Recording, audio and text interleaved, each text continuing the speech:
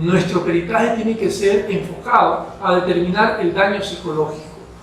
El daño psicológico provocado por el victimario, sea por agresiones físicas, sea por abuso sexual, ¿no? O por cualquier índole.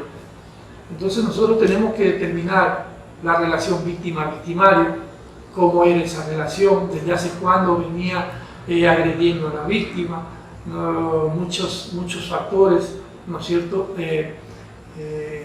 que influenciaron, ¿no?, para que haya el daño psicológico, ¿no? Porque en las relaciones a veces de víctima-victimario se tiene que hacer un estudio de la vida en pareja, ¿no? Para poder ir determinando bien esta situación. Entonces es muy diferente, como les digo, las valoraciones son muy diferentes. Cada valoración tiene sus connotaciones, tiene sus variables, y de eso tenemos que tenerlo bien claro. Bien, con respecto a la prueba pericial, nosotros los psicólogos debemos de tener en cuenta que nuestro informe es muy relevante, es muy importante, y debemos tener en cuenta ciertos factores importantes, como por ejemplo, en el momento que somos peritos, estamos avalando una valoración, tenemos que poder explicarle a la persona evaluada, ¿no?, que hay ciertos aspectos de confiabilidad que se tiene que demostrar en este proceso, y que por lo general en un informe no se detalla toda la entrevista con la persona. Nosotros debemos simplemente poner las partes más esenciales, importantes, ¿no es cierto?, o palabras que nos van a llevar a recordar en el momento de la audiencia qué es lo que pasó en esa víctima, para poder defender mi caso, defender mi teoría, defender mi postura profesional. Ahora, ¿por qué no se pone toda la entrevista? Por experiencia, desgraciadamente muchos abogados utilizan la información que obtenemos de esa persona, de esa víctima, para poder prejuiciar en la audiencia oral, ¿no es cierto? A mí me ha tocado que a veces me dicen, doctor, ¿y usted le preguntó si la chica tuvo relaciones sexuales anteriormente? Si la chica había tenido con su enamorado relaciones sexuales. Y me ha tocado a mí en la audiencia decirle que yo no estoy ahí investigando la vida de la persona, y que no se está juzgando a la víctima, se está juzgando al victimario. Entonces se trabaja en base a eso, a la conducta del victimario, no a la conducta de la víctima.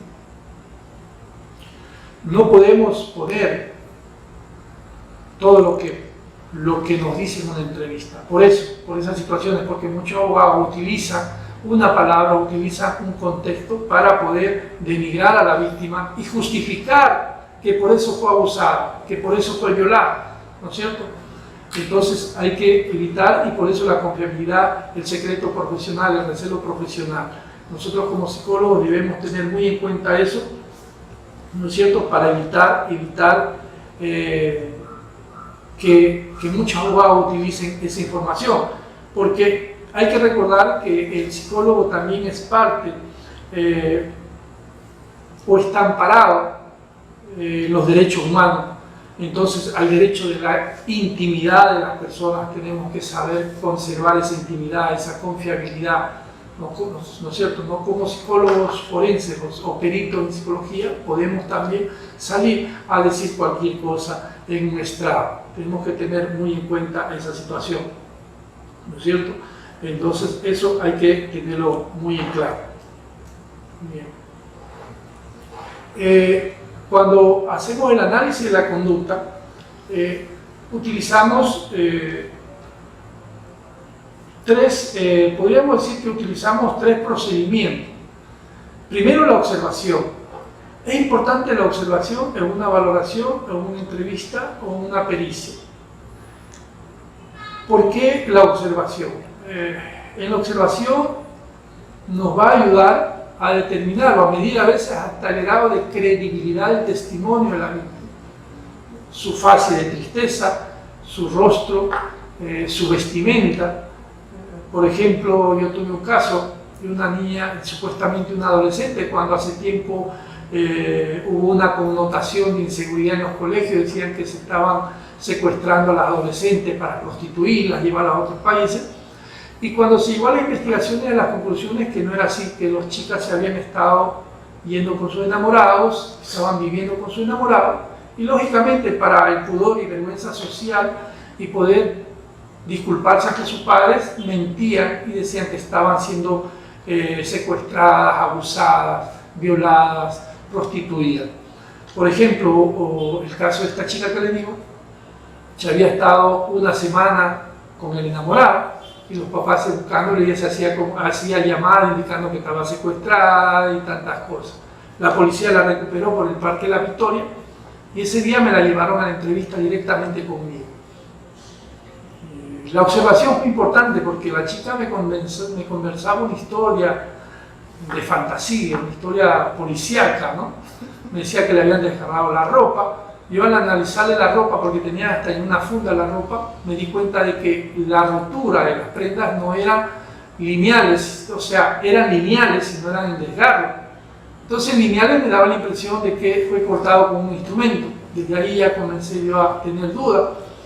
Me dice que la tenían sin asear en un cuarto y cuando la entrevistaron estaba con un manicure y pedicure que se había hecho recientemente.